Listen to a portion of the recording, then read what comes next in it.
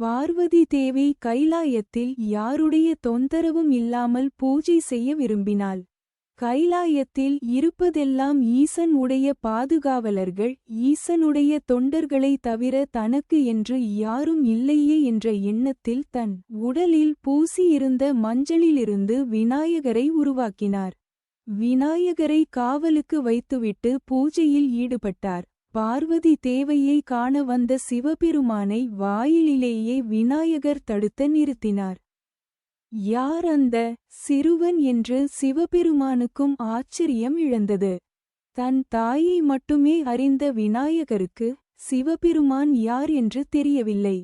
பார்வதியை காண வேண்டும் என்று சிவபெருமான் சொல்லவும் தன்னுடைய காவல் மீறி யாரும் தாயை காண முடியாது என்று விநாயகர் சிவபெருமானுடன் வாக்குவாதம் செய்து உள்ளே செல்ல விடாமல் தடுத்து நிறுத்திவிட்டார். சிவபெருமானுக்கு நெற்றிக்கண் திறக்கும் அளவுக்கு கோபம் வந்து திரிசூலத்தால் விநாயகரின் தலையை துண்டித்தார்.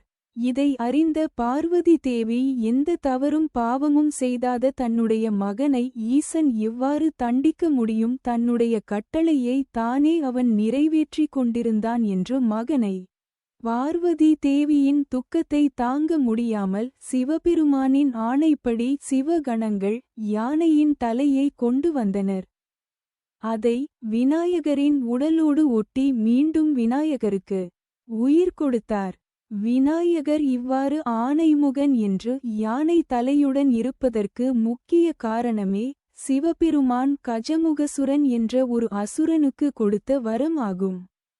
மனிதர்களால், விலங்குகளால், தேவர்களால், மனிதர்கள் உருவாக்கிய எந்த ஆயுதத்தாலும் தனக்கு அழிவு வரக்கூடாது என்ற வரத்தை சிவபெருமான் கஜமுகனுக்கு வழங்கினார்.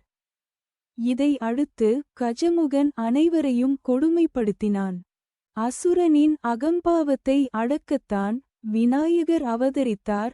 விநாயகருக்கு யானை தலை பொருத்தும் திருவிளையாடலை ஈசன் நடத்தினார்.